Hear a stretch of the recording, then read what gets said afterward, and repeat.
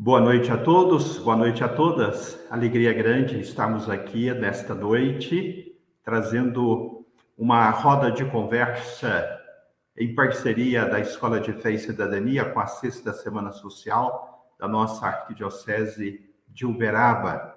Nenhuma família sem teto, nenhum camponês sem terra, nenhum trabalhador sem trabalho.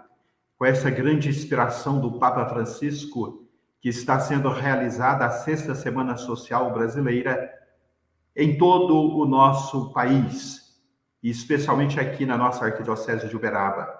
Nós estamos numa fase do ver a realidade. Já trabalhamos os eixos estruturais da sociedade, trabalhamos o tema do trabalho, e hoje, nesta live, nós vamos trabalhar os temas de terra e teto.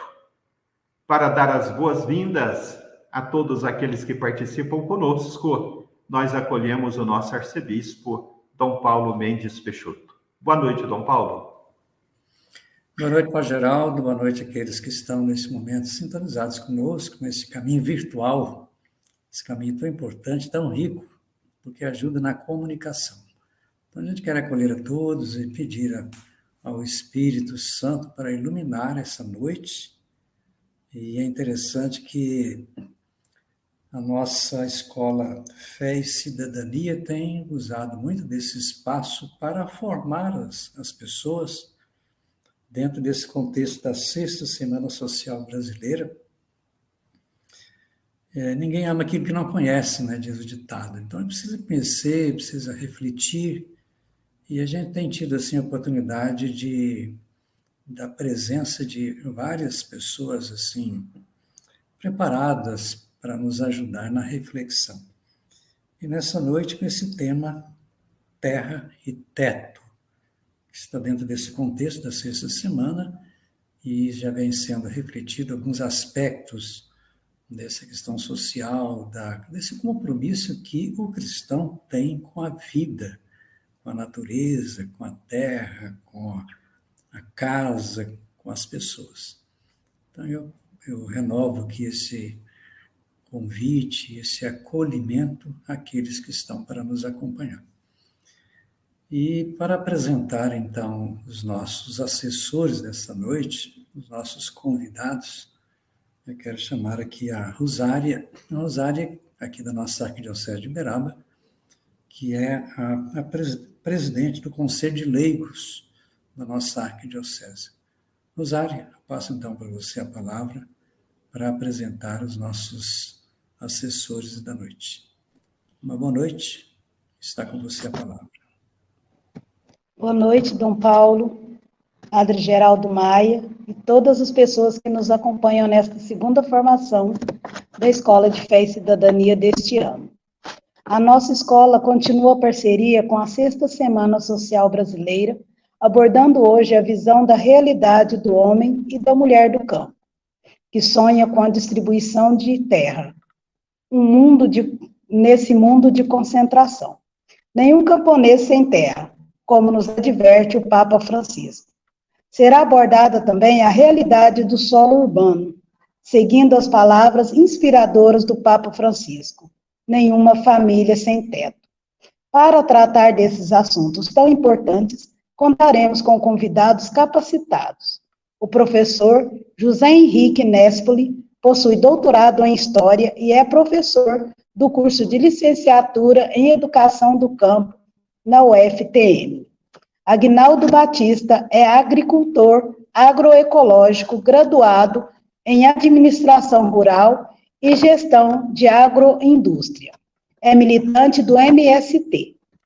Frei Gilvander Luiz Moreira é frade carmelita, possui doutorado em Educação pela UFMG e é membro atuante da CPT-MG e do CEBI-MG. Durante as 3 apresentações, as pessoas que nos assistem podem emitir suas apreciações e opiniões sobre os assuntos abordados, bem como apresentar perguntas através do chat. Com grande satisfação, passo a palavra ao professor Nespo. Depois o Aguinaldo fará a sua abordagem e, em seguida, o Frei Gilvander. Por fim, o Padre Geraldo Maia fará a mediação dos debatedores e apresentará as principais contribuições e questionamentos dos participantes através do chat. Desejo a todos os participantes um bom proveito. Olá, boa noite. Boa noite. Queria começar agradecendo ao Padre Geraldo pelo convite, saudando o Dom João, dizendo da minha satisfação de estar aqui nessa noite, né, discutindo terra com os setores progressistas da Igreja, que fazem da fé um instrumento de cidadania, de conscientização da realidade social humana brasileira e uma força no sentido das transformações necessárias para construir uma vida mais digna no nosso país. Então, quero dizer que é uma alegria estar aqui compartilhando esse espaço com vocês, com todos que nos assistem, e também saudar meus companheiros de mesa, de live, né, companheiro Aguinaldo, né, uma saudação, um prazer estar aqui. Também uma alegria estar aqui com o Frei Gilvander, né, que já vi em sua luta de longa data, muito tempo atrás, né, vale uma anedota para começar, nem existia internet, internet existia, mas não era tão popularizada assim, assisti numa assembleia, uma TV Assembleia de Minas, uma audiência pública, entra um senhor cantando uma música super combativa. Falei, gente, quem que é essa pessoa? Aparece o nome, Frei Gilvander. Então, nós já acompanhamos a luta desse grande lutador. Então, saudando a todos, né? Uma menção especial para todos que nos acompanham. Como a Rosália já me apresentou, sou professor, sou da área de História e trabalho, né, na universidade aqui em Uberaba, na Universidade Federal do Triângulo Mineiro, num curso que se chama Licenciatura em Educação do Campo, voltado para formar professores para atuarem na zona rural, em assentamentos, comunidades tradicionais, quilombolas e tudo mais. Bom, o tempo é curto, né? Vou entrar logo no tema. Como eu sou o primeiro, eu vou fazer uma espécie de uma introdução sobre algumas reflexões fundamentais para a gente pensar o tema da terra na realidade brasileira, na atualidade, tá? Então, queria fazer algumas pontuações iniciais só para introduzir a reflexão. Vou tentar fazer uma coisa bem direta, bem pontual, e depois aprofundamentos a gente pode trabalhar nas questões por meio do chat, das perguntas que vocês enviarem, tá? Então, terra. Esse é o tema que foi dado para eu trabalhar. Acho que uma primeira reflexão importante para a gente pensar o tema da terra seria um ponto primeiro filosófico, vamos dizer assim. Nós não podemos pensar a terra apenas como um meio de produção, uma mercadoria, uma fonte de riqueza. A terra, na verdade, ela é o suporte de toda a vida. É o planeta Terra, né? É sobre ele e com ele que nós vivemos. Não existe uma vida humana separada da Terra. É a Terra, o planeta Terra, seu sistema de água, de vento, de chuva, seu ambiente, suas estações, que criam a base, o suporte material para a vida, né? Então, essa é uma reflexão importante que nós vamos resgatar depois, que hoje se pensa muito a Terra também dessa perspectiva que os movimentos sociais nos ensinam, em diálogo com as comunidades tradicionais, indígenas, toda uma reflexão sobre Pachamama, né, sobre a Mãe Terra, a Terra como a obra, né, de todas as forças dos deuses que dão suporte, condição material para a vida. Então, esse é um primeiro ponto que é importante a gente retomar. Hoje nós pensamos a Terra não só como um suporte do trabalho, mas como a base de toda a vida humana no planeta Terra, dos animais, da natureza, e cada vez mais tentar nos reconectar com essa reflexão de um ser humano integrado à Terra, que respeita. Então, esse é um ponto de vista inicial que hoje a gente se aproxima do tema da Terra, tá? Uma visão mais filosófica, mais ampla, com uma consciência maior ambiental. Mas entrando para o tema da Terra, da distribuição da Terra, que é uma questão mais histórica e social, própria da realidade brasileira, a Terra como trabalho, fonte de trabalho, da produção, nós podemos dizer, para introduzir o tema da Terra de um ponto de vista histórico, vamos dizer assim, que a formação da sociedade brasileira, ela se deu em torno de dois eixos estruturantes, que foi a luta pela terra, a conquista da terra e a escravidão.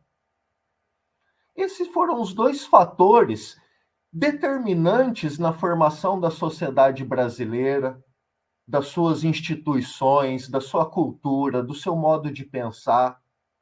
Então, refletir sobre o tema da terra na história do Brasil, na realidade no Brasil, nos coloca em contato com as características mais marcantes e com as desigualdades mais profundas que marcam a sociedade brasileira, sobre as desigualdades sobre as quais se estruturam o sistema de trabalho, de poder, de riqueza, de distribuição do acesso ao conhecimento, à cultura, né, que caracteriza a sociedade brasileira. Tá? Então, esse é um tema fundamental para a gente conhecer o Brasil. Se o propósito, né, do nosso encontro aqui é conhecer a realidade, o tema da Terra vai nos propiciar entrar em contato com um dos elementos mais determinantes da formação da sociedade brasileira, né? A conquista das terras indígenas, os genocídios, os massacres, a concentração da terra por um lado e a produção da exclusão, da pobreza, dos sem terras, de outro lado. Né? Bom, então, como sabemos, e já introduzi aqui, o Brasil se formou em cima de um processo de concentração da terra, em que os europeus, potências europeias, se direcionaram para esse continente, para essas terras, e iniciaram uma guerra de conquista sobre o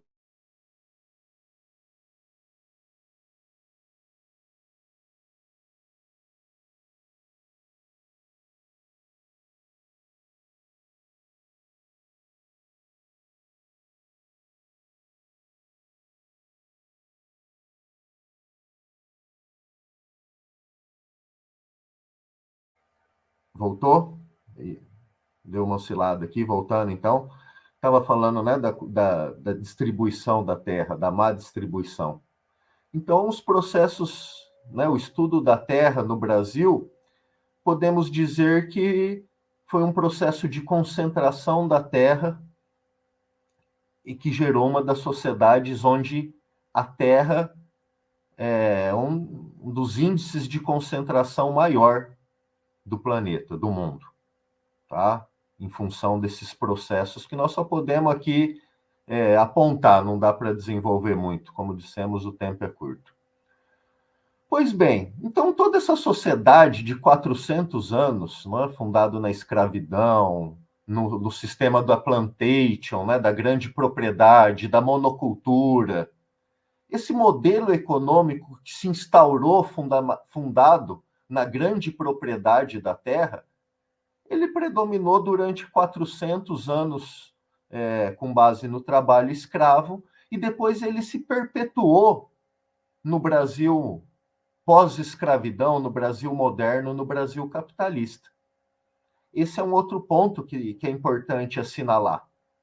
O Brasil é uma daquelas sociedades que passou da sociedade escravocrata para a sociedade capitalista sem ter um processo de mudanças significativas da estrutura social. Tá? Foi uma transição por cima, que não implicou mudanças estruturais, de modo que a velha estrutura do sistema colonial escravocrata permaneceu viva na moderna sociedade capitalista brasileira, que é a qual nós nos localizamos hoje.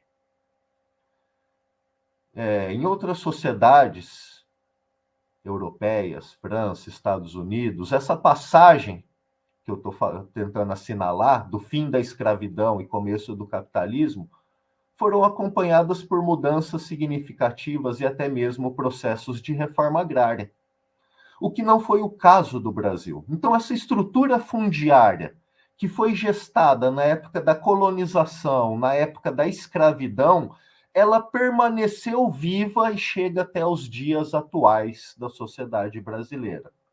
Da onde chegamos nesse dado estatístico que eu quero enunciar para vocês, de que 1% dos proprietários de terra, veja que não é 1% da população geral, é 1% dos proprietários de terra, detém aproximadamente 50% das terras agricultáveis do país.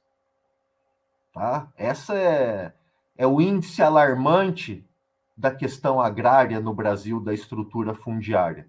1% dos proprietários, ultralatifúndiários, megacorporações, detêm aproximadamente metade das terras agricultáveis. Tira floresta, montanha, cidades, né, tudo aquilo que sobra de terras agricultáveis, metade dessas terras estão na mão de muito pouca gente, tá? De 1% desses grandes proprietários latifundiários. Esse é a consequência desse longo processo que nós estamos assinalando aqui, da história do Brasil, que nos trouxe até aqui. Uma das estruturas fundiárias mais desiguais do planeta, herdada da época do colonialismo e da escravidão. E essa estrutura econômica desigual no campo, por consequência, gera toda uma desigualdade social, uma estrutura social desigual, baseada na exploração do trabalho camponês, né, do trabalho rural, mal assalariado, trabalho sazonal, toda forma de trabalho precário, sem direitos, né? Uma distribuição de terras muito desiguais. E essa forma de capitalismo que a gente vive, que ele é muito atrelado à dinâmica internacional. Esse produto produzido nessa grande propriedade, soja, café, né? Carne, milho, cana, geralmente são voltados para um mercado internacional, não é para satisfazer as necessidades da população interna. Então, essa estrutura econômica que se instaurou no campo brasileiro, ela permanece viva até hoje e ela se alimenta dessas desigualdades sociais. Ela provoca e se alimenta das desigualdades sociais. E hoje, né, uma questão de atualidade, essa grande propriedade, ela assumiu uma nova forma altamente tecnológica, altamente mecanizada, automatizada, que é o que a gente chama da forma do agronegócio. Essa velha estrutura, o velho latifúndio, assume agora a forma, né, no século XX, XXI, do que a gente chama do agronegócio, o agrobusiness, uma série de termos. Mas é o velho engenho associado agora às modernas tecnologias.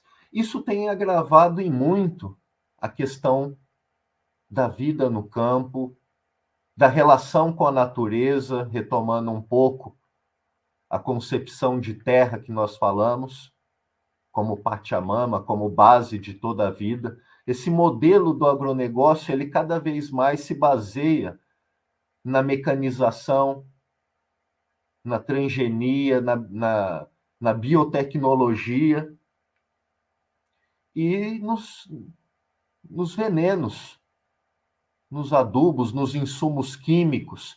Então, essa nova face do velho latifúndio dotou ele de uma estrutura, de uma forma de produção destrutiva, ainda muito mais violenta do meio ambiente, pois esse novo ciclo de expansão do agronegócio tem avançado ainda mais sobre as florestas, floresta amazônica, o Pantanal, tá? Se vocês forem acompanhar a soja, a pecuária, são das frentes da fronteira agrícola avançando sobre as florestas. O uso abusivo de agrotóxicos que são proibidos em várias partes do mundo, são utilizados aqui. O Brasil, desde 2008, é o país do mundo que mais tem consumido agrotóxicos nesse modelo.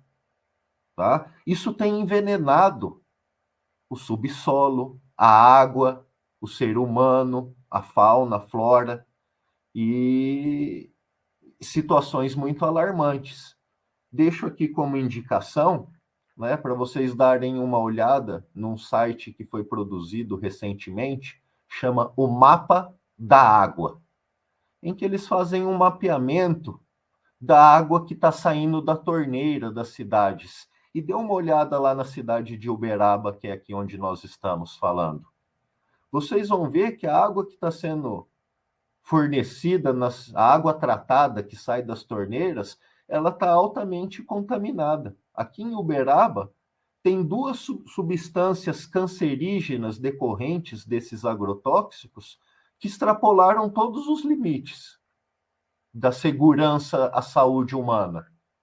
E depois tem outras, mais 3, que também estão em estado muito alarmantes. Então, tudo isso tem provocado esse novo modelo do velho latifúndio, ele tem provocado um novo ciclo de desmatamento, de destruição, de poluição, de envenenamento das águas, do solo, e causado, né, muitas mortes, muitos danos humanos e ambientais. E não só isso, né? É importante assinalar também que essa riqueza que é extraída desse processo de superexploração do ser humano e da natureza, tá? E o trabalho gerado no campo por essas grandes empresas, também não é o melhor trabalho, o mais qualificado, pelo contrário, está entre os trabalhos mais precários, né, que vigoram na sociedade brasileira. Então, toda essa riqueza extraída às custas da destruição, da superexploração dos recursos naturais e da superexploração do ser humano, essa riqueza que é acumulada com base nesses processos, nesses longos processos, né, de formação da sociedade brasileira, até os dias atuais, ela não se esgota num poder econômico que vai comprar outras mercadorias. Pelo contrário, essa riqueza que é extraída com base nesses processos de exploração da terra, do agronegócio, ela se transforma em poder político, tá? Ela compra matérias em jornal, financia campanhas, se transforma em lobby político no parlamento. Ele se transforma em poder cultural, defendendo, né, formas de vida, padrões de consumo, aceitação desse modelo destrutivo de produção. Então, essa riqueza extraída, ela se transforma em poder político, poder cultural, que oprime as pessoas. E esse poder que emerge, né, do latifúndio, isso historicamente, pode olhar na história do Brasil, ele é uma força reacionária na sociedade brasileira. Toda essa riqueza é utilizada para manter as desigualdades, para perpetuar os autoritarismos, a violência como forma política de opressão e os baixos salários, né?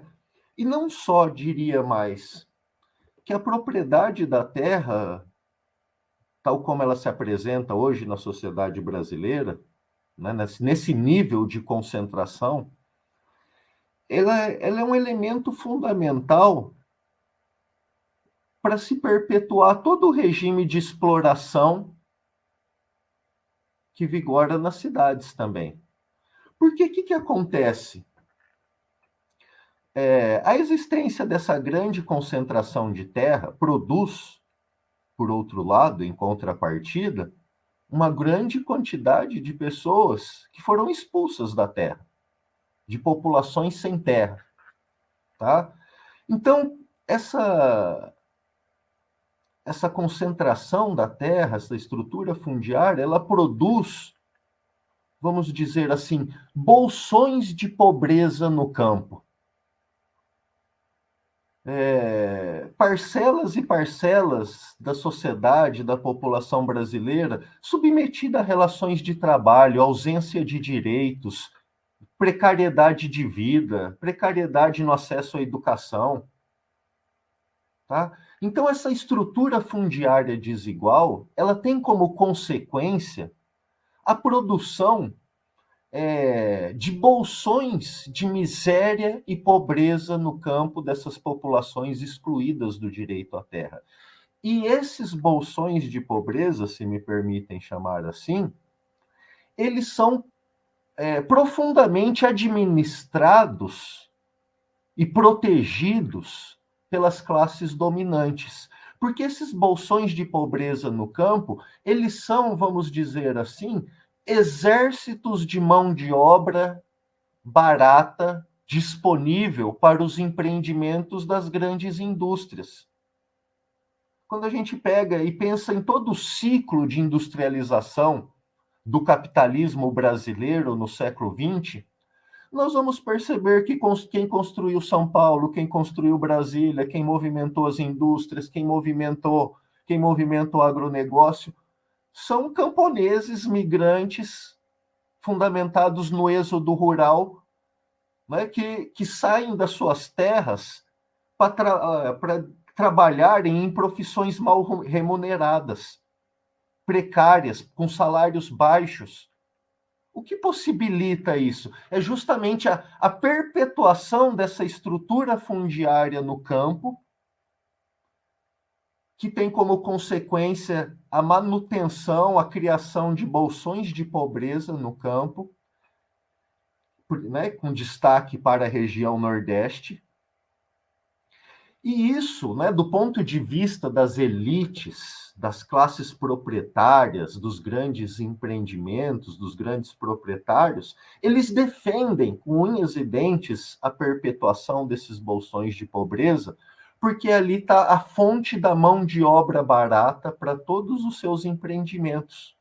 Ou seja, né, a estrutura da terra, o cativeiro da terra, a estrutura fundiária brasileira, ela é uma forma de perpetuação daquelas relações de superexploração do trabalho que viveu-se na época da escravidão.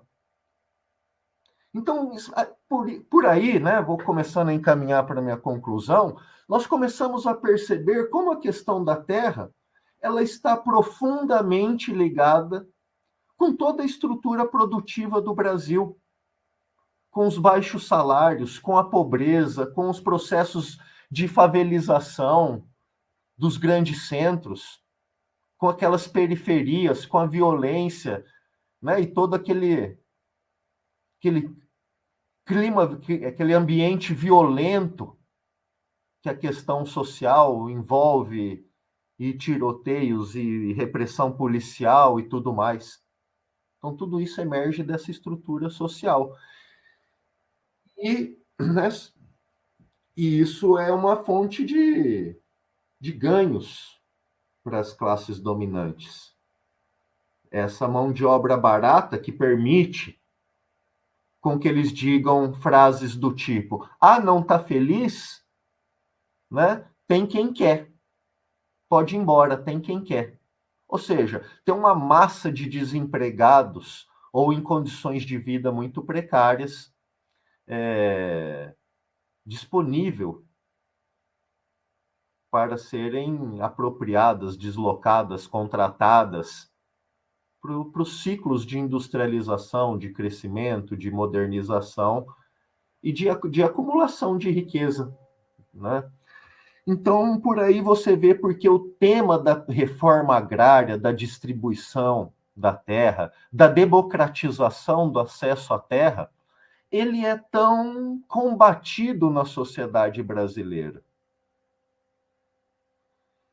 Porque ele tocaria num dos elementos estruturais da baixa remuneração, da mão de obra barata. Se você faz uma reforma agrária, uma distribuição das terras para as pessoas que vivem no campo, elas vão ter melhores condições de vida, de trabalho. Elas não vão estar disponíveis por qualquer coisa, por mão de obra barata. Você fixaria as pessoas no campo, né? Gerando emprego, gerando produção de alimentos para o mercado interno, alimentos saudáveis, outro ponto importante. E com isso, né, você permitiria que a classe trabalhadora urbana tivesse maior poder de barganha para lutar por melhores salários. Porque toda vez que a classe trabalhadora se organiza e começa a lutar, como que os patrões e os empregadores fazem para quebrar o movimento sindical, por exemplo? Eles vão na mão de obra desempregada. Ah, você não quer? Então tá, tchau, te demito e vou contratar outros. Então esse bolsão de pobreza, esse exército de mão de obra disponível, é um fator que pressiona o salário da população em geral, da classe trabalhadora em geral para baixo. Tá? E daí, né, a classe dominante como um todo, rural e urbana, os grandes meios de comunicação, se unirem na defesa dessa estrutura fundiária, porque sobre ela se assenta, né, ela é um elemento fundamental para todo o sistema de exploração e de desigualdade, né, de enriquecimento de alguns poucos, por um lado, e da pobreza, da miséria, dos dramas sociais que afligem muitos por outro. Não é? Então, essa estrutura fundiária ela se conecta com o conjunto da exploração da classe trabalhadora, das desigualdades que vigoram no Brasil. Daí, né, lutar pelo direito à terra, pela democratização do acesso à terra, pela reforma agrária, é um compromisso de todos que querem ver um Brasil mais justo, mais igualitário, com menos pobreza, com menos exploração, com menos violência. tá? Porque esse tema rebate, reflete sobre o conjunto de todos os outros. Como diz uma conhecida poesia dos movimentos sociais do campo, a liberdade da terra não é um assunto só de lavradores, é de todo mundo. Que o desenvolvimento do Brasil, um desenvolvimento mais igual, mais igualitário, mais sustentável ambientalmente, depende de uma reformulação da estrutura fundiária no campo, tá? Para que outro modelo de desenvolvimento surgisse. Então, né, eu preciso encaminhar minha finalização, chamando a atenção para a importância desse tema na história do Brasil e da atualidade, da necessidade urgente e imediata do tema da distribuição da terra, do tema da reforma agrária, tá? Da democratização do acesso à terra para minar o autoritarismo e a desigualdade no nosso país, e sobre a necessidade de se elaborar outros modelos produtivos, não só fundamentado no veneno, né, no desmatamento, mas formas agroecológicas. O tema da agroecologia na produção do campo. Uma forma de agricultura que conviva e fortaleça os elementos da natureza e não que seja um fator de destruição. O meu tempo se encerrou, né? Eu quero finalizar aqui agradecendo muito esse espaço, essa oportunidade, e chamar o Aguinaldo para essa roda, para aprofundar e trazer suas contribuições. Obrigado a todos, um abraço, boa noite. Boa noite ao nosso camarada José Nespoli, a Frei Gilvânia, a Padre Geraldo, que contribui com a nossa discussão hoje à noite, né? E dizer aqui, trazendo das palavras do Marighella, que a única batalha que se perde é a que abandonamos, a que deixamos de lutar. Então, com essas palavras do Marighella, saudar também as pessoas que estão nos ouvindo e nos assistindo, né? E muito especialmente aqui a minha comadre Silvana, lá em Campo Florido, né? Ela é a presidente da associação lá do Santo Inácio Ranchinho. Então, falar da terra no Triângulo, né? Olhar para esse Triângulo Mineiro, essa parte das Gerais, das Minas Gerais, como é que ela foi, de certa forma, um avanço, né? Das frentes dos bandeirantes, que na continuidade da busca de ouro.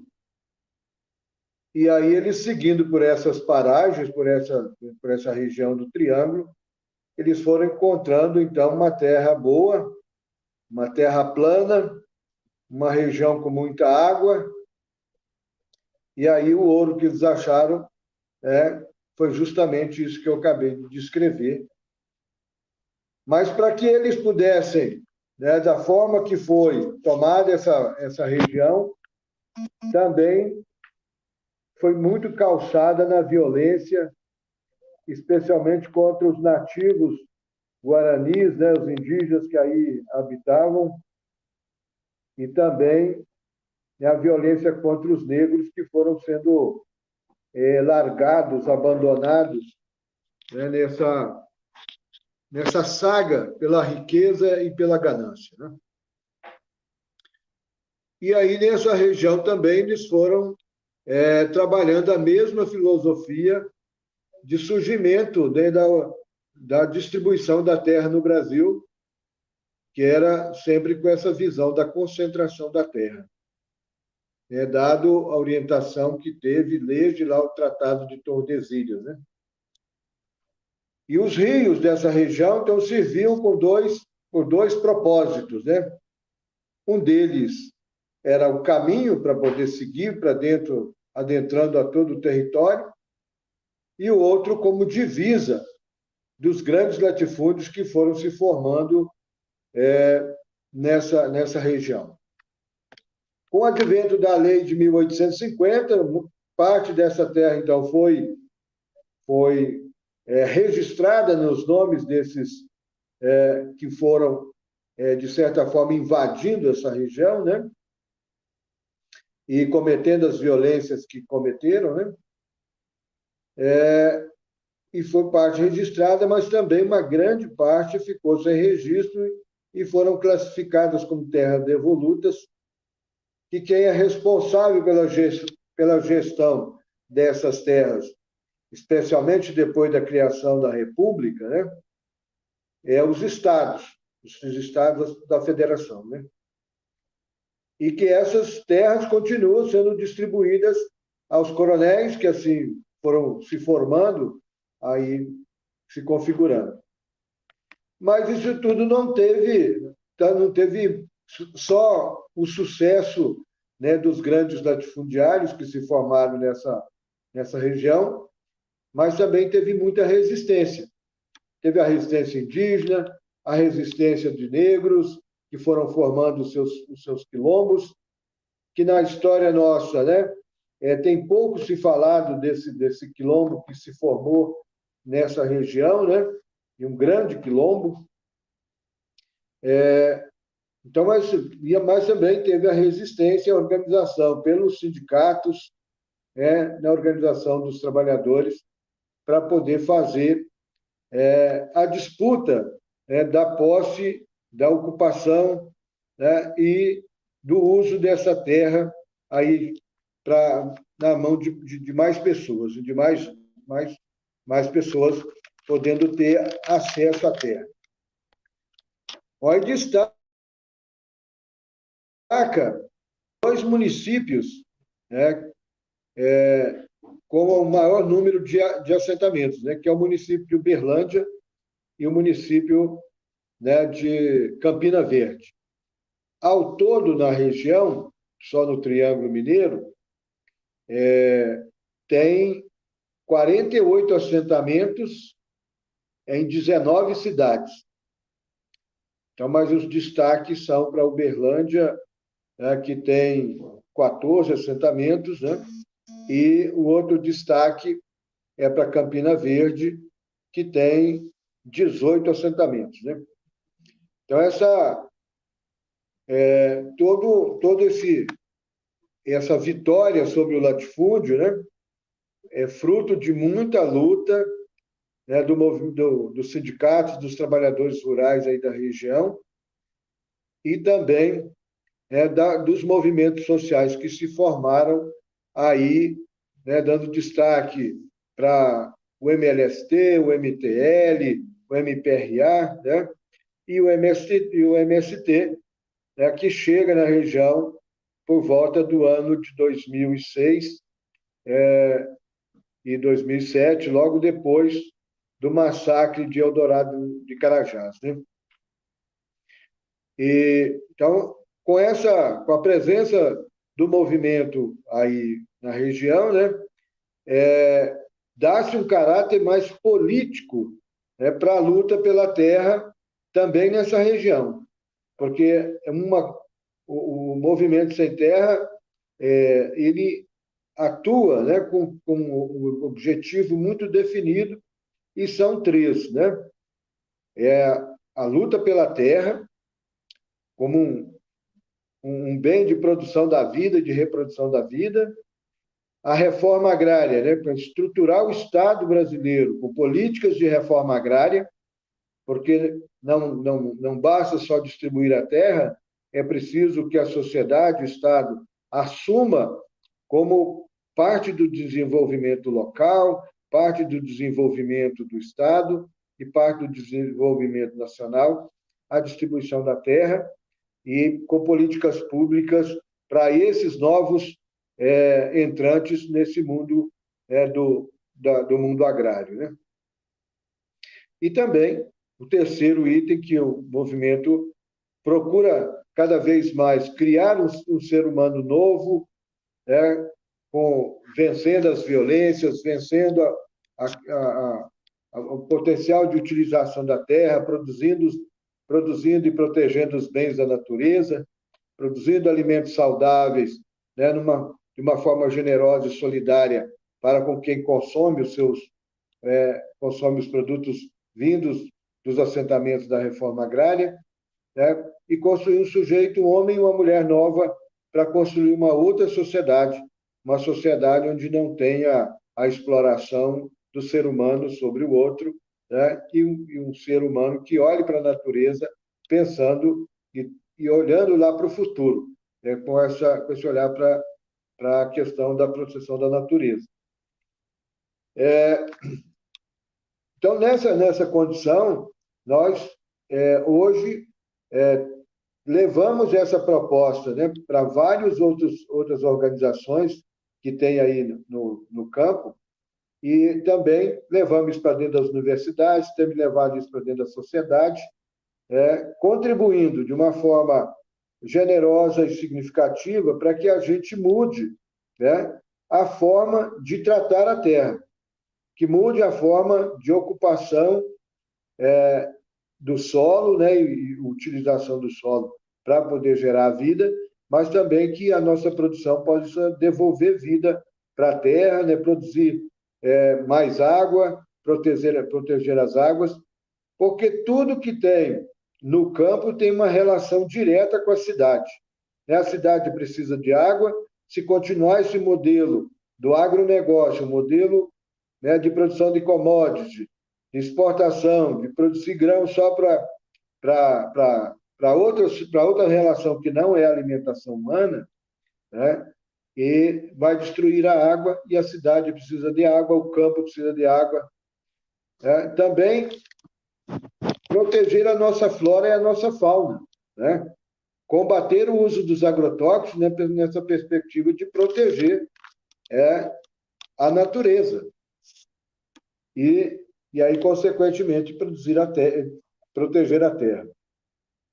Então, é nessa condição que a gente olha para o triângulo, né, e também entende que, conjunturalmente, é onde o Estado brasileiro e toda a estrutura de Estado esteve a serviço de instalar o latifúndio, né, de combater, né, a agricultura familiar e de instalar grandes mosaicos, né, de produção de soja, de produção de carne bovina, né, e de produção agora de açúcar e álcool, com o advento na década de 2010, né, entre 2002 até o recente momento, né, a retomada, né, do programa de produção de álcool, etanol no Brasil.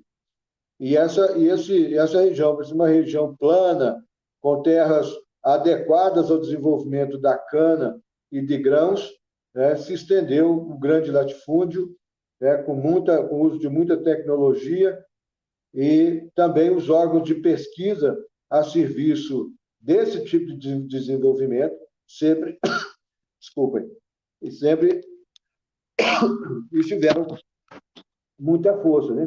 Seja orientados pela ABCZ ou pelos sindicatos de produtores rurais, ou seja, por outras organizações do latifúndio, aí muito presente na região do Triângulo, né? Mas não menos importante tem, né, a força, né, da agricultura familiar, com os agricultores até 50 hectares, e todas as cidades têm uma presença muito forte desse tipo de agricultura, né?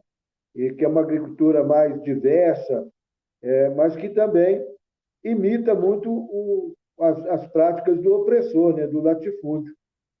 E a gente, nos assentamentos nossos, nós, então, passamos a trabalhar e difundir, e buscar também apoio né, das universidades, das organizações de pesquisa, né, para que a gente pudesse desenvolver uma agricultura que produz alimentos saudáveis e que protege os bens da natureza, né?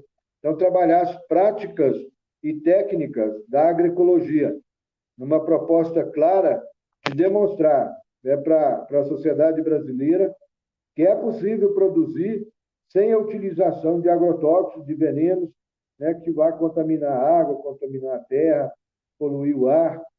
Então, a gente tem feito essa demonstração, e aí o Triângulo é um berço importante, onde a gente tem aí aproximadamente 300 famílias, não só da nossa organização, mas também de outras organizações, já acompanhadas pelo MAPA, pela Emater, ou por iniciativas populares, né, de certificação orgânica, né, de produção com práticas agroecológicas, para mostrar para a sociedade, para exigir do Estado mais investimento nessas iniciativas e pesquisa nessas iniciativas, para que a gente proteja não só a terra, mas também proteja as novas gerações, né?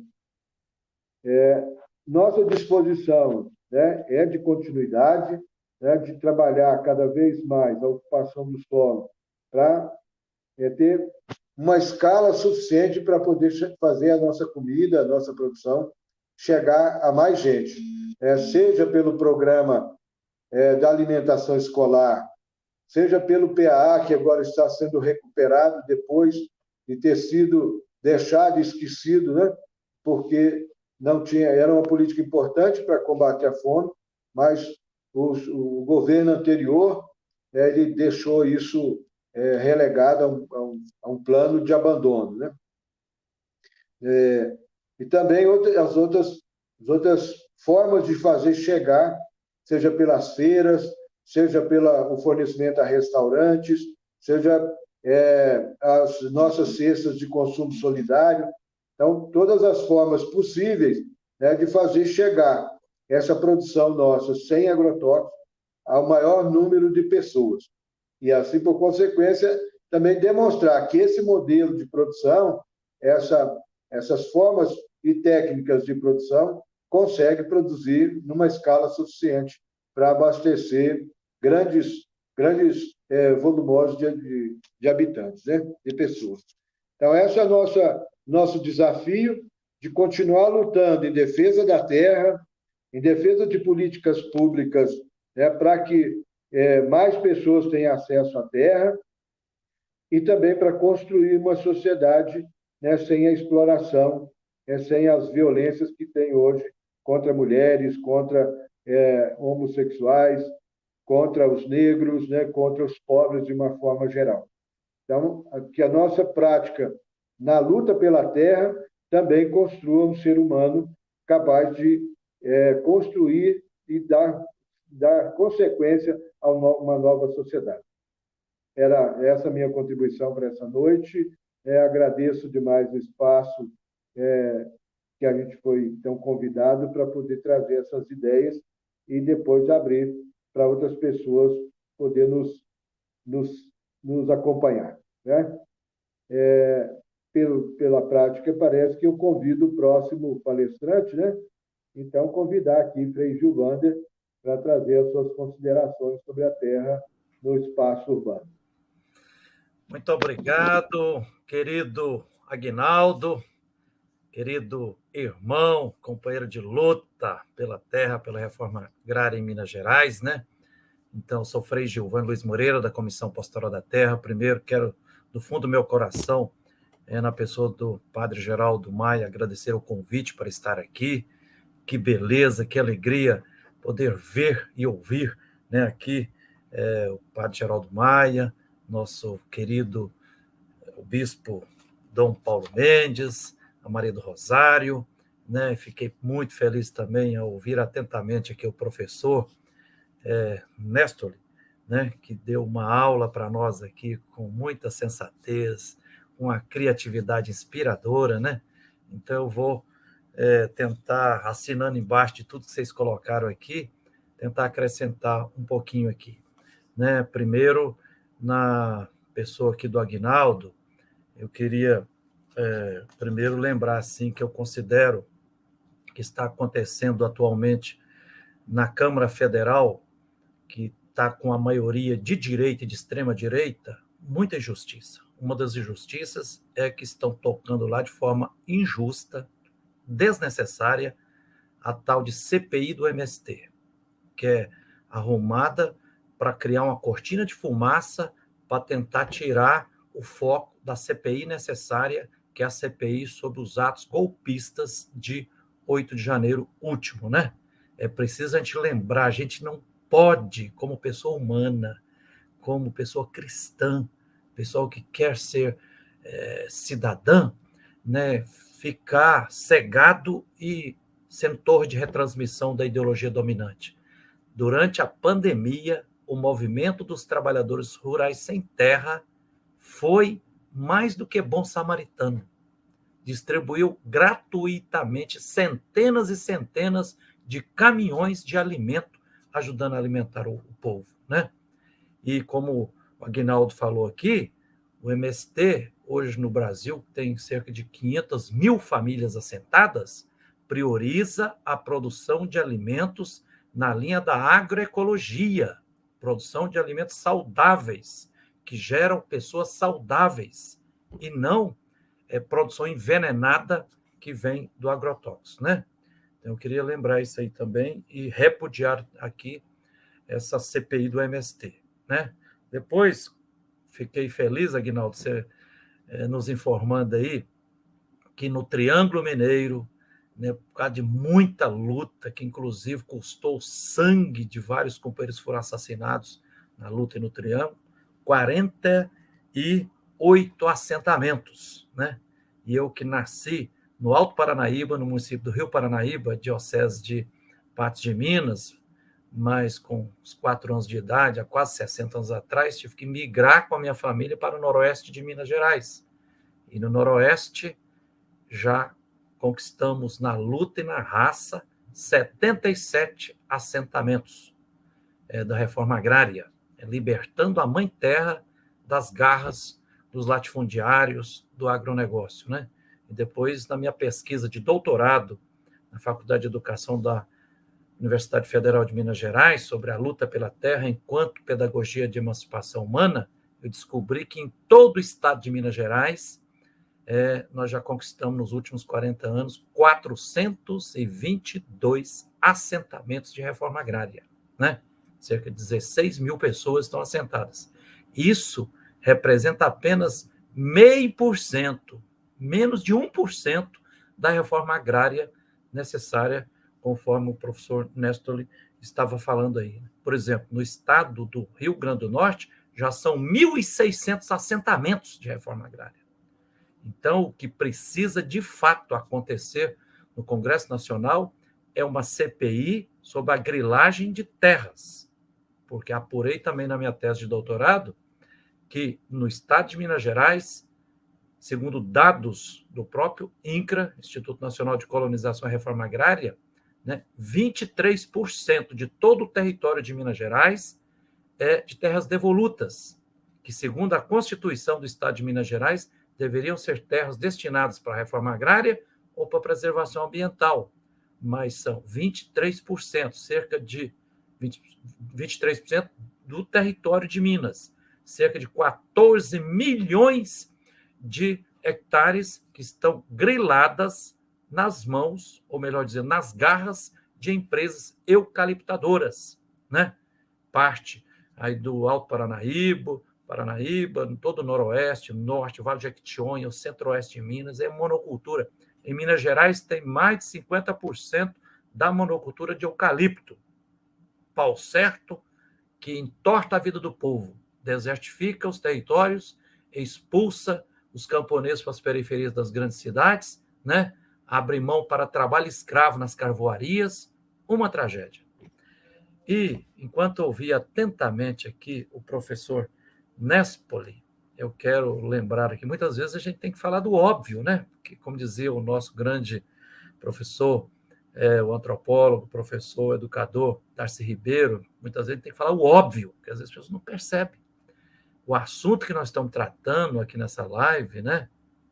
terra e teto, é fina flor da espiritualidade cristã, né? Muito bem abraçada pela Sexta Semana Social e pela querida Escola de Fé e Cidadania. Então, assim, está errado quem é pessoa cristã, que ama Nossa Senhora, ama receber a Eucaristia, participar de todos os cultos, os ritos religiosos, mas quando vê alguma reflexão sobre a realidade, assim, isso é coisa de política, eu não quero saber, não. O que nós estamos refletindo aqui é o cerne, o coração, a coluna mestra da experiência dos povos da Bíblia. Não podemos esquecer que o primeiro casal que entrou para a história, Abraão e Sara, entrou para a história como criador das 3 maiores religiões monoteístas, né? Judaísmo, cristianismo e islamismo. Abraão e Sara eram sem terra e sem teto. E depois o nosso Deus, o Deus do cristianismo, o Deus do judaísmo, aliás, o Deus interpretado na fina flor de todas as religiões, é um Deus que quer vida e abundância para todos e todas. Não é um Deus neutro, não. Lá no livro do Êxodo, capítulo 13, Deus ouve o clamor dos povos escravizados, desce e vem caminhar com o povo em processo de libertação, né? Eu tive a alegria de fazer um mestrado em interpretação da Bíblia. Isso que nós estamos refletindo aqui é fina flor da profecia bíblica, né? Amós, Oséias, Jeremias, profeta Elias, Eliseu, todos os profetas e profetisas da Bíblia animavam a construção de relações sociais de fraternidade e denunciavam as injustiças agrárias, as injustiças urbanas, as injustiças do poder político, as injustiças do poder religioso, os ritualismos, os fundamentalismos. É isso. E Jesus Cristo, como um grande profeta, vai na mesma linha. Jesus Cristo andava com seu pai, operário, né? Maria, camponesa. E Jesus, quando fala o semeador, aquele que semeou até no meio do pedregulho, era os sem terra, que não tinha terra fértil para semear, foram obrigados a semear no meio do pedregulho, na beira das estradas, né? Porque o semeador era um irresponsável, não, ele sabia, mas ele estava expropriado da terra, né? Depois, o livro do Apocalipse demonstra como é que as primeiras comunidades cristãs, vivendo no meio do Império Romano, que era um império com relações sociais escravocratas. 70% do povo, 60 milhões de pessoas no Império Romano eram escravas, né? O apóstolo Paulo se coloca a favor dos escravos, Jesus também. Então, eu queria demarcar isso aqui também. E lembrar também que, segundo o grande filósofo Jean-Jacques Rousseau, o pecado entrou no mundo quando alguém cercou um pedaço de terra e disse: "Isso é meu". E os vizinhos, cabeça baixa, de braços cruzados, aceitaram. Quer dizer, aceitaram o nascimento da ideia, do mito, de uma grande mentira, uma fake news chamada propriedade privada capitalista. Essa história de dizer isso é meu, isso é meu, isso é meu. Aí foi no mercantilismo, aí criou essa ideia do individualismo, o indivíduo, tudo, né? Então é preciso a gente resgatar a mística bíblica da terra. A terra pertence a Deus, né? Lembrar que em 1986, ali que movimentou a época da Constituinte, né, os movimentos sociais do campo e da cidade, discutindo como é que deveria ser a Constituição que estava sendo criada no Brasil, que foi promulgado dia 5 de outubro de 1988, 2 anos antes, em 86, do século passado, o tema da campanha da fraternidade foi terra de Deus, terra de irmãos. Então, ser pessoa cristã implica e exige sermos firmes combatentes na luta pela libertação da Mãe Terra, né? Para acabarmos com o cativeiro da terra, né? Acabarmos com o aprisionamento da terra. porque a injustiça agrária é o que gera a injustiça urbana. E aí eu entro na questão que eu quero somar aqui, a luta pelo teto, né? Começando assim, que eu acho que a gente pode lembrar de teto como casa, moradia, vários níveis, né? Primeiro, lembrar que o nosso corpo é uma casa. É a casa do nosso espírito, né?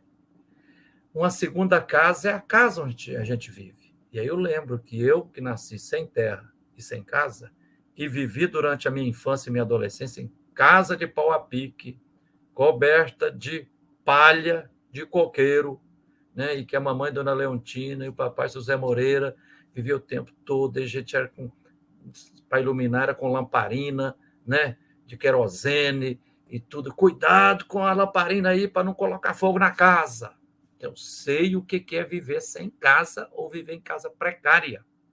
Inclusive, eu acho que parte da indignação que eu sinto no meu corpo diante de qualquer tipo de injustiça, seja injustiça agrária, urbana, ambiental, preconceito, homofobia, né? Racismo, tudo isso me deixa indignado. Feminicídio é o fato do papai. Eles eram 8 irmãos. Papai nasceu em 1938, aí no Alto Paranaíba, pertinho do Triângulo Mineiro. Mas do papai e outros 4 irmãos, entre 8, 5 dos 8 morreram de chagas. O tal do barbeiro, né, que se aloja nas casas precárias e vai picando as pessoas e infundindo o tal do Trypanosoma cruzi. Então, sou indignado com isso. O papai morreu com 59 anos de idade. Por isso que eu ecoo a fraternidade e a indignação que ele tinha diante das injustiças, né? Depois, lembrar também, a primeira casa é o corpo, depois a casa que a gente tem que ser uma casa adequada, conforme diz a Constituição brasileira, conforme diz vários tratados internacionais dos direitos humanos, cada pessoa tem direito a uma casa, pessoa e família tem direito a uma casa digna, adequada. E aí a casa adequada, ela tem que estar numa casa maior, num ambiente adequado, né? Por exemplo, uma das críticas que nós fazemos ao Minha Casa Minha Vida via empresa é porque prioriza colocar todo mundo a viver em apartamentos na vertical, uns em cima dos outros. E aí aprendi com o Padre Pide aqui em Belo Horizonte, ele missionário da luta do sem casa nas periferias de Belo Horizonte, ele falou: Frei Gilvander, o povo que está nas periferias de Belo Horizonte, das capitais brasileiras, é oriundo do campo. E camponês gosta de viver no horizontal. Então, pobre não combina com viver em prédio, de forma verticalizada, não. Esse negócio de verticalizada é coisa para classe média, classe alta e tal. É uma vida mais individualizada. Não. Os pobres querem viver no plano, casa, porque tem que ter quintal, tem que ter horta, né? Tem que ter as flores, tem que ter o cachorro, o gato, é em sintonia com a natureza. Então, a casa também, a luta pelo teto, não pode ser qualquer tipo de teto, não. Por isso que aqui em Belo Horizonte, por exemplo, na luta por moradia adequada, a gente refuta aceitar empurrar as famílias para prédios com apartamentos de apenas 40, 42 metros quadrados, com uma coisa insana, fica todo mundo amontoado ali. Não, tem que ter partilha, né? Depois, outra dimensão de teto, de casa maior, é o Triângulo Mineiro, igual a Aguinaldo nos falou aqui, pois é Minas Gerais, é o Brasil, é a nossa casa maior, casa comum, o planeta Terra. Então, a gente tem que ter várias essas visões. E aí, concluo a minha fala aqui, porque o tempo aqui é limitado, né? Mas para fazer referência também, continuando a reflexão que o Aguinaldo e o nosso professor Néstor colocou conosco aqui, que hoje, de fato, para que as pessoas, as famílias tenham acesso a terra e teto, moradia de forma digna e adequada, é preciso luta social. Por quê? Porque nós estamos numa sociedade capitalista, uma sociedade do capitalismo. E aí eu fico muito desconfiado, não sei se vocês já observaram que, ultimamente no Brasil, na época da ditadura militar e depois os últimos 6 anos, voltou à tona de forma muito forte. Então, cuidado que é comunismo. Todo mundo que ama o próximo é chamado de comunista. Comunismo, isso é comunismo, isso é comunismo. Um dos motivos dessa fake news de ficar dizendo que tudo é comunismo é para desviar o assunto, criar uma cortina de fumaça, porque aí todo mundo fica tremendo. O comunismo é ateu, não sei o que lá mais, tal. E vai tremendo e pulando para trás e cai no colo do capitalismo. Então, ficar falando em demasia, cuidado com o comunismo, é para disfarçar, para a gente não discutir o capitalismo. Temos que discutir o capitalismo, que é, de fato, o gerador disso aí. E aí, por exemplo, a gente percebe hoje, dos quase 220 milhões de brasileiros, ainda perdura uma injustiça, como o professor falou aí, 1% dos proprietários tem 50% da terra. Né? Em Minas Gerais, eu falei 23% da terra, terras devolutas, griladas, 14 milhões de hectares. No Brasil, já tem também tese de doutorado demonstrando que 40%, no mínimo, das grandes propriedades tem indícios de grilagens na cadeia dominial. Né? Aqui em Belo Horizonte, nós, na luta das ocupações da Isidora, encontramos, por exemplo, uma empresa que Granja Werneck S.A., quando fomos analisar a cadeia dominial da matrícula 12012, encontramos 9 indícios de grilagem de terra. Tem vários tipos de você falsificar os documentos de propriedade de terra. Uma propriedade que tinha 27 hectares, na hora que vendeu e passou para o outro, aí acrescentou um 0. Aí mudou, vendeu 27 hectares e o caboclo lá pegou lá no cartório uma escritura de 270 hectares. Né? Então, isso tem que ver. Para combater isso, é com luta. E hoje, no Brasil, lamentavelmente, de forma injusta, ainda mais de 7 milhões de famílias vivem sem teto. E outros, de 30% a 40% da população brasileira, carregam a carga pesadíssima da cruz do aluguel. Aluguel que come no prato todo dia, muitas vezes tira da boca das crianças o alimento para pagar o alimento. Né? As pessoas falam assim, Frei Gilvando, o aluguel dorme com a gente debaixo do travesseiro, come com a gente no prato, é injusto demais.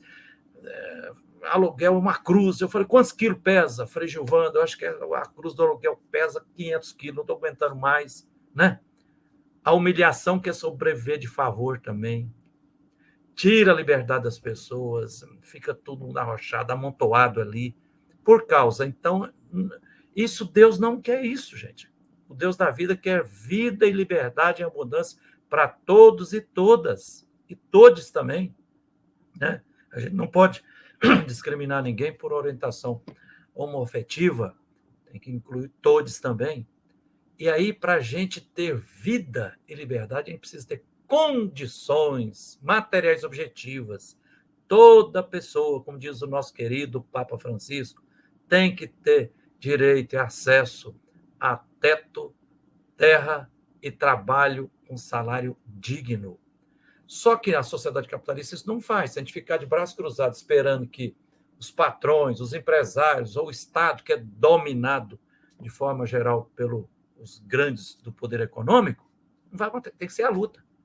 E aí eu tenho a alegria de dizer que, atualmente, em Minas Gerais, tem mais de 100 mil famílias em ocupações urbanas. O déficit habitacional em Minas Gerais é cerca de 700 mil famílias.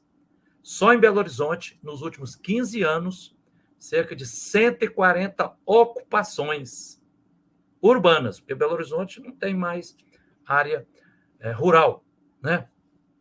E aí, com o povo em mutirão, em autoconstrução, se ajudando, com o apoio dos movimentos sociais, com o apoio de uma grande rede, né, de apoio com estudantes, professores das universidades e tal, com pouca participação de pessoas de igreja, com poucos padres, poucas freiras, poucos seminaristas, lamentavelmente, precisa voltar para essas lutas.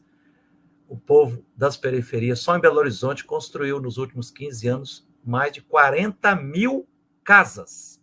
E casas, não apartamentos, onde o povo está libertado dessa cruz do aluguel. Só em Uberlândia tem quase 30 mil famílias que nos últimos 20 anos foram para as ocupações e de união ali, estão lutando, né? Eu aprendi aí em Uberlândia, numa ocupação, uma senhora, dona Maria, falou, Frei Gilvander, uma pessoa, uma família sem moradia é como um pássaro que voa, voa, voa, se cansa e não tem um ninho onde pousar. Então, o Deus da vida quer teto adequado, com dignidade para todos e todas, e quer a terra partilhada. Eu acrescento aqui que o professor Nespoli falou da necessidade imperiosa da reforma agrária. Hoje também nós temos que lutar muito para demarcação dos territórios dos povos originários e dos povos e comunidades tradicionais. Os quilombolas, os geraizeiros, né, os vazanteiros, né, os pescadores, os apanhadores de flores, são centenas de povos e comunidades tradicionais que são protegidos por um tratado internacional chamado Convenção 69 da Organização Internacional do Trabalho, que diz que, comunidade que é tradicional, que tem um estilo de vida, né, ali em sintonia com a natureza, isso tem que ser respeitado. E essa Convenção 69 da OIT, de 1989, criou, quando eles viram que estava cada vez mais só disseminando monoculturas pelo mundo todo e o povo camponês sendo enxotado para as cidades, aí criaram esse tratado internacional, que está dentro dos tratados dos direitos humanos, e que o Brasil é signatário desde 2004, e foi o presidente Lula que assinou, colocando o Brasil como signatário desse tratado, Convenção 69 da OIT. Eu aconselho quem não leu ainda, ler, um tratado muito bonito, que tenta assegurar os direitos do campesinato na sua mais ampla diversidade. Tem centenas de tipos de comunidades tradicionais que não podem ser matadas. Por exemplo, aqui, em todas as cidades, tem os carroceiros. Carroceiros tem em todas as cidades, tem o seu estilo de vida, o cavalo faz parte da família, né? Os povos ciganos é um povo tradicional com uma cultura milenar que vive forçadamente migrando, né? Tem os geraizeiros, quilombolas, os vazanteiros, pescadores, apanhadores de flores, de babaçu, aí cada estado tem, né? Isso tem, e aí diz a Constituição Federal de 88 que os povos e comunidades tradicionais têm direito aos seus territórios, o Estado tem que identificar e titular. E os territórios indígenas também. E com uma beleza ainda, por exemplo, termino aqui também repudiando os 282 ou 3 deputados federais, de forma muito covarde, injusta, aprovaram o tal do PL 490, colocando o tal do marco temporal. Essa mentira, essa fake news de marco temporal, de dizer que as terras indígenas só podem ser demarcadas lá para quem, em 5 de outubro de 88, estava já na terra. Olha, se vem há 523 anos os povos indígenas sendo expulsos, né?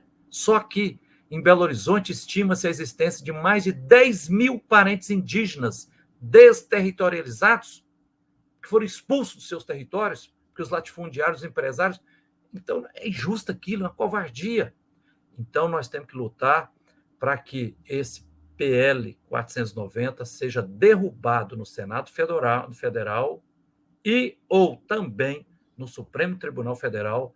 Já tem milhares de indígenas indo para Brasília para montar um acampamento lá, e espero vivamente que o Supremo Tribunal Federal tenha a coragem, a sensatez de derrubar e demonstrar que, de fato, esse marco temporal ele é inconstitucional. O que diz a Constituição Federal, lá nos artigos 231, 232 e outros, é que os territórios indígenas tradicionais, originários, têm que ser identificados e titularizados e demarcados. E outra beleza que tem aqui, com isso eu termino, é que quando se demarca os territórios indígenas, os indígenas não se tornam proprietários da terra, né? De todas as terras indígenas já demarcadas, a propriedade da terra continua sendo da União, do governo federal. As comunidades indígenas têm direito apenas ao usufruto. Quer dizer, as famílias vivem ali e depois, quando vem os filhos, vai passando de herança, de pai, mãe para filho, neto e bisneto. Quer dizer, isso é fina flor da experiência bíblica, quando diz que a terra pertence a Deus, a terra não pode ser mercadoria. Então, afirmar essa mentira, essa fake news de tal de marco temporal, significa hipertrofiar já a brutal e violenta propriedade capitalista da terra, que reduz a terra à mercadoria e ela vai sendo aprisionada cada vez mais. Então, que o Deus da vida, que as luzes dos ancestrais, dos mártires, dos profetas, das profetisas, de todas as pessoas lutadoras que se dedicam a lutar para partilhar, democratizar e socializar a terra e para que todos tenham teto digno e adequado, que nos abençoe e nos fortaleça nessa caminhada. E assim, sem mais, pedindo desculpa aí por ter sido mais longo do que eu pensei, devolvo a palavra para o nosso querido Padre Geraldo Maia. Obrigado. Muito obrigado. Agradeço ao Frei Gilvander, agradeço ao Nespoli e ao Aguinaldo por essas exposições assim tão importantes, tocando temas muito relevantes nesse debate que nós estamos assistindo neste momento. E todas as consequências dos problemas relacionados à terra, à concentração, à distribuição, também à moradia. Justamente hoje, no Dia do Meio Ambiente, nós temos a oportunidade de trazer esse debate aqui através da nossa Escola de Fé e Cidadania e também dentro da temática da Sexta Semana Social. Pudemos refletir a realidade do mundo do trabalho no Dia do Trabalhador.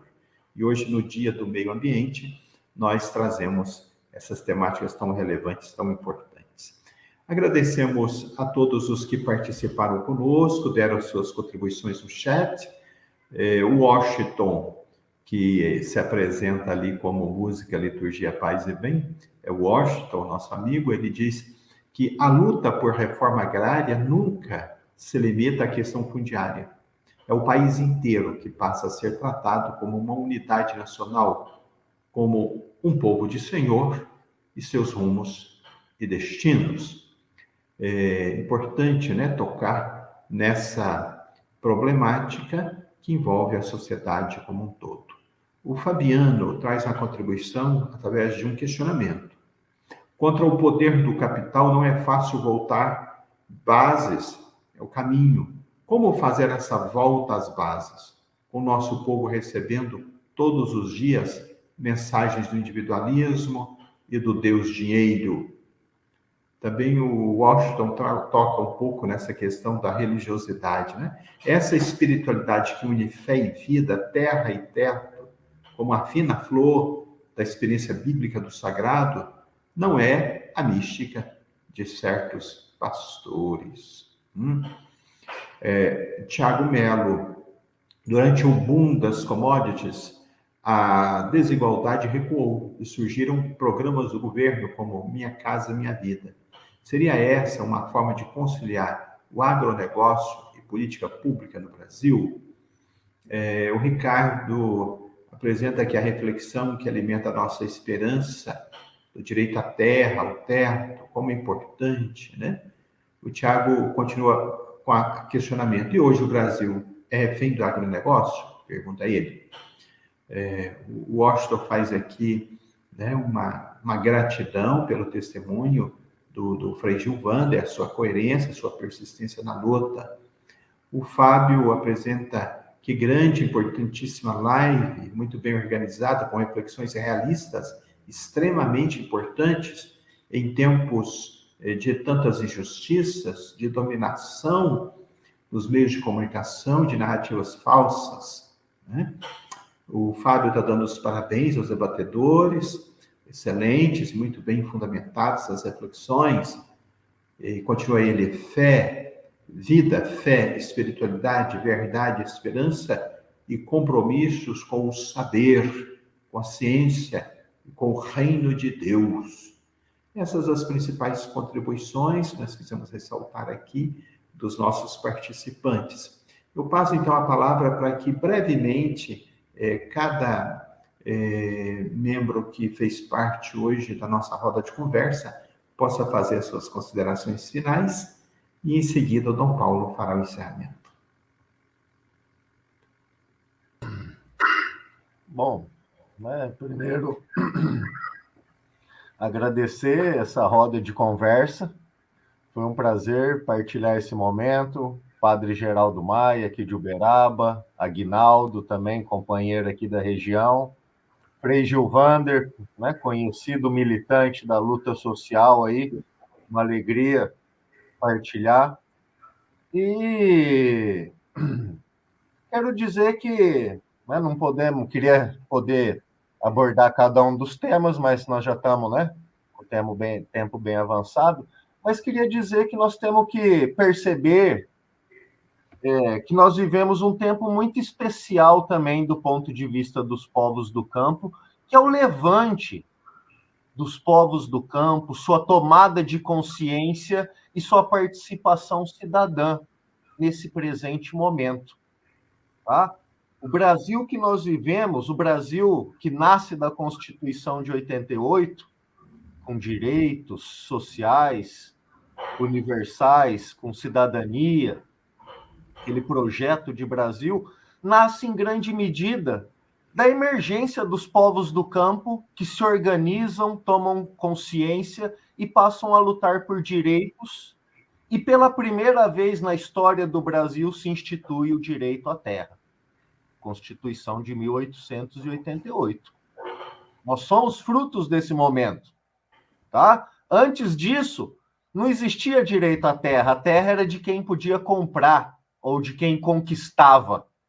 Os índios não tinham direito à terra, as comunidades quilombolas, os trabalhadores camponeses.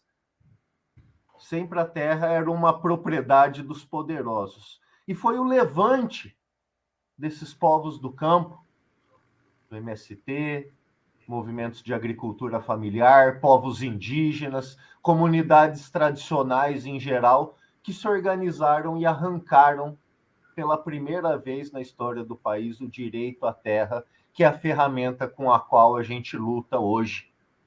Sim, temos direito à terra. Terra para quem trabalha, ou como diz o belo lema, né? Nenhum camponês sem terra. Tá?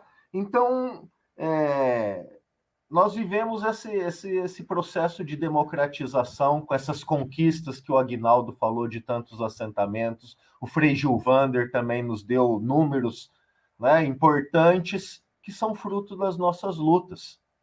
E tudo que nós estamos vendo hoje em termos de conservadorismo, reacionário e violência são as tentativas desesperadas de frear esse processo que o povo se lançou. Não é?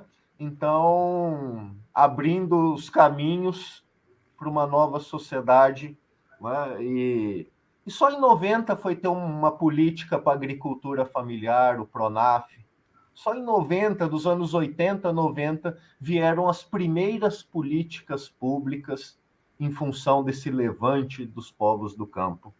Então, esse é um momento muito importante, nós temos que nos somar com essas forças, com esses movimentos que procuram remover obstáculos tão duros, tão profundos, no movimento de um Brasil melhor, mais humano, digno e solidário. Boa noite a todos, obrigado, um abraço para todo mundo. Quero, seguindo aí o Néstor, então, agradecer muito a oportunidade de a gente estar discutindo isso, né? E trazer duas coisas que é importante, que nesses momentos de uma live dessa natureza, né? Nós estamos aí, né, o Povo Sem Terra, expressa mais diretamente o MST, enfrentando aí mais uma CPI, né? Muito mais no papel de desviar o que foi o que tem sido essa disputa, né, dos formatos de sociedade, de governo, de Estado, que foi colocado nos últimos 7 anos e agora, né, com uma outra conjuntura, outra linguagem, outro jeito de ver o papel do Estado, né? Então, uma disputa dessas forças, né? E também registrar, aqui fazer menção também no dia importante que é hoje, como lembrança e memória, né? Para que a gente possa lutar em defesa da natureza, que é esse Dia Internacional do Meio Ambiente, e a gente poder fazer essa reflexão o quanto que nós somos natureza, né, e quanto a natureza depende da nossa ação. A nossa ação de desconforto contínuo, né, de indignar continuamente com esse modelo famigerado do agronegócio que destrói a terra, destrói a vida, destrói as possibilidades, né, da emancipação humana. Sem a reforma agrária, sem a destruição da terra, não tem democracia em lugar nenhum no mundo.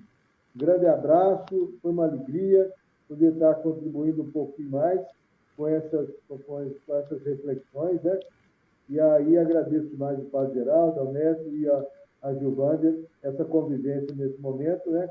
Deixando aqui um abraço carinhoso a Dom Paulo, né? Com essa coragem, com essa dedicação de construir um caminho, um evangelho cada vez mais misturado com a terra e misturado com o povo. Boa noite, um grande abraço. Que beleza, Aguinaldo, professor José Henrique Nespoli. Então, assim, só as palavras finais aqui, revelar mais uma vez aqui a gratidão ao nosso querido arcebispo Dom Paulo Mendes, né, o padre Geraldo Maia e a todos e todas que aí na Arquidiocese de Uberaba, né, nos ajudaram a realizar aí a 22ª Romaria da Terra e das Águas, né, lá no Santuário de Romaria, onde a mamãe encontrou o meu nome, né? Eu celebrei a missa lá, falei, olha, quando a mamãe estava grávida de mim, há 60 anos atrás, aí foi para Romaria, saiu do Rio Paranaíba, ali perto de Carmo Paranaíba, e foi a pé para Romaria lá em Água Suja, né? Chamava Água Suja, né? Aí a mamãe fala que encontrou lá um romeiro chamado Gilvander. Aí a mamãe, dona Leontina, virou para o papai, ô Zé Moreira, esse nome é bonito, vamos colocar esse nome no menino? Então, por isso que eu fui batizado como Gilvander, né? E, assim, também desejo vida longa para a Escola de Fé e Cidadania e que o professor Néstor continue nessa reflexão crítica inspiradora aí, Aguinaldo, vamos tocar para frente. Eu só queria terminar dizendo assim, ó, eu acho que essa nossa live aqui, ela está num dia emblemático, né? Dia do ambiente. Não é meio ambiente, não é? Dia do ambiente, o ambiente inteiro, né? Então, da gente renovar o nosso amor, a nossa veneração, empatia, perceber que nós também somos natureza e que a gente tem que respeitar os direitos da natureza, os direitos dos rios, das matas, do cerrado, de todos os biomas, né? Aliás, hoje, na parte da manhã, nós fizemos um lançamento em um ato público aqui na periferia da cidade de Contagem, na região metropolitana de Belo Horizonte, e com a representação de dezenas de movimentos sociais, fizemos o lançamento de um decreto, os movimentos sociais decretando a emergência climática no estado de Minas Gerais. Iniciativa que já foi feita pelos povos indígenas, quando estavam em Brasília recentemente, participando lá de um acampamento Terra Livre. Os povos indígenas lançaram a emergência climática em todo o território nacional e a partir dos povos indígenas juntos lá com o Ministério dos povos indígenas estão pressionando o presidente Lula para baixar um decreto, né, reconhecendo a emergência climática no Brasil. E não dá mais, gente. Não estamos mais apenas em aquecimento global, mudanças climáticas. Estamos em emergência climática. E aqui, Belo Horizonte, região metropolitana, Vale do Aço, onde tem mineração e tem as famigeradas barragens ameaçando romper, tem as tais da emergência de rompimento de barragem, né? Aí eles colocam aquelas rotas de fuga, sirene tocando. Ih! Olha, a barragem está com nível risco 1, risco 2, nível 2, 3, tal. Sirene tocando para todo lado. E a sirene da emergência climática está tocando todas as semanas em vários pontos do mundo e do nosso querido Brasil, né? Outro dia, a sirene tocou lá no litoral norte de São Paulo, morreu mais de 50. Outro dia tocou lá em Manaus, morreram uns 10. Outro dia tocou no sul da Bahia, matou lá uns 100. Outro dia, a sirene da emergência climática tocou lá no Pernambuco, matou mais uns 80 lá. Uns 4 anos atrás, aqui em Minas Gerais, na virada do mês de janeiro, morreram 63 pessoas. 13 só em Belo Horizonte, por causa de... né, os eventos extremos estão cada vez mais frequentes e letais. E já está demonstrado cientificamente, e todas as pessoas sábias reconhecem que quem está acabando com o mundo e precipitando um apocalipse real não é o Deus da vida, não. Deus quer vida longa para todo mundo. Mas quem está acabando com a nossa única casa comum, que é o planeta Terra, né, é o modelo capitalista, essa devastação ambiental frenética que está crescendo, infelizmente, numa progressão não apenas aritmética, mas geométrica. Então, eu termino alertando isso aqui. Meus irmãos e minhas irmãs, se tornou, não é apenas questão ética, não, é questão de necessidade, de sobrevivência. Nós temos que dar as mãos e preservar ao máximo, plantar árvores, né, e todo mundo plantar hortas e quintais e tentar produzir a própria comida, né? Temos que fazer crescer a reforma agrária e a demarcação dos territórios dos povos, comunidades tradicionais, dos povos indígenas, porque isso que é uma resposta sábia, ética, à emergência climática e que está provocando esses eventos extremos cada vez mais letais aí. Porque a continuar esse agronegócio, né, só traz desertificação dos territórios, epidemia de câncer já matando 240 mil pessoas por ano no Brasil, né? Expulsão do povo para cidades, trabalho escravo moderno contemporâneo, né? A Comissão Pastoral da Terra tem uma campanha permanente aí, toda semana trabalho escravo sendo pego pelo mundo afora, né? E gerando a injustiça urbana, cada vez mais o povo apinhado. Então, o caminho para a gente levar a sério essa emergência climática, eu queria terminar com essa palavra, né? Jesus falava assim, ó, preste atenção nos sinais dos tempos. E eu acrescento, preste atenção nos sinais dos lugares. O professor fez uma denúncia séria aí, que tem que ser levada em conta, que a água que o povo de Uberaba está tomando, ela está gerando doença, está contaminada.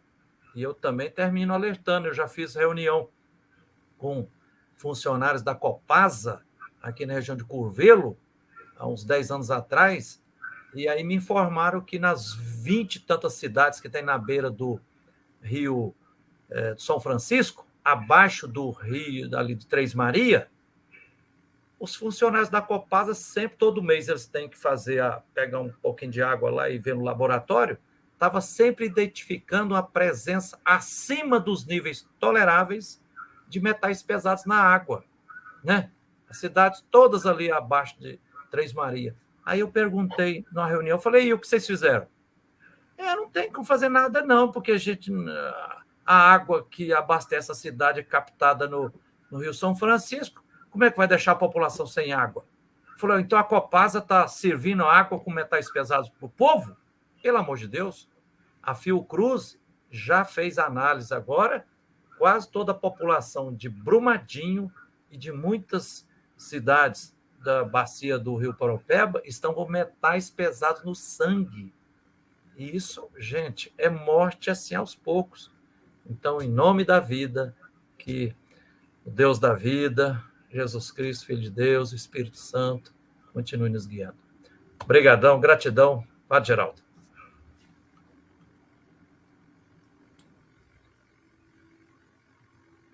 Gente, muito bem. O que dizer diante de tudo isso, né, de toda essa riqueza, essa beleza? Eu diria que tivemos aqui 3 grandes aulas, só que são aulas que nos colocam mais preocupados, né? Que a situação vai se tornando cada vez mais grave, mesmo havendo toda essa reação, todo esse trabalho social, essa luta do povo, mas a gente vai sentindo que dentro desse espírito que o Giovanni acabou de falar agora, o espírito capitalista, né, que no fundo vai matando, isso vai preocupando cada vez mais a gente. Mas eu queria, assim, encerrar dizendo e agradecendo muito a Escola Fé e Cidadania, que tem criado esses espaços assim, muito importantes, e dizer também àqueles que estão sintonizados conosco que a live fica gravada, quem sabe passar para outros, né, para que esse conhecimento, essa riqueza, possa chegar a mais pessoas possíveis. E é claro que ninguém ama aquele que não conhece, e conhecendo, começa a assumir mais responsabilidade. Né? Como o tempo já está longo, né? A gente termina por aqui, e acho que a gente tem que agradecer cada um de vocês, esses assessores, debatedores, mas ao mesmo tempo colocar tudo isso nas mãos de Deus, né? Porque o único que é capaz de resolver todos os problemas é Deus. Né? E claro que nós fazemos o caminho, né? Fazendo a nossa parte, mas a gente tem que contar sempre com a presença de Deus. Eu termino desejando assim, as bênçãos para todos, né? E principalmente para aqueles que passam dificuldade com a falta de terra, falta de teto, né? Pessoas que vivem nas ruas e esse sofrimento tão grande do nosso povo, enquanto outros têm tanta riqueza, né? Riqueza sendo acumulada em poucas mãos e pobreza na vida de tantas pessoas. Desça então sobre todos, né, a bênção de Deus, Pai Todo-Poderoso, Filho e Espírito Santo, e permaneça para sempre. Amém. Amém. Boa noite, muito obrigado, Giovanni, nosso abraço a todos, Aguinaldo, Henrique, Padre Geraldo. Boa noite para todos. Gratidão, Dom Paulo. Abração. Tchau, tchau. Boa noite a todos. Obrigado. Um abraço para todo mundo. Sigamos a caminhada. Vamos lá.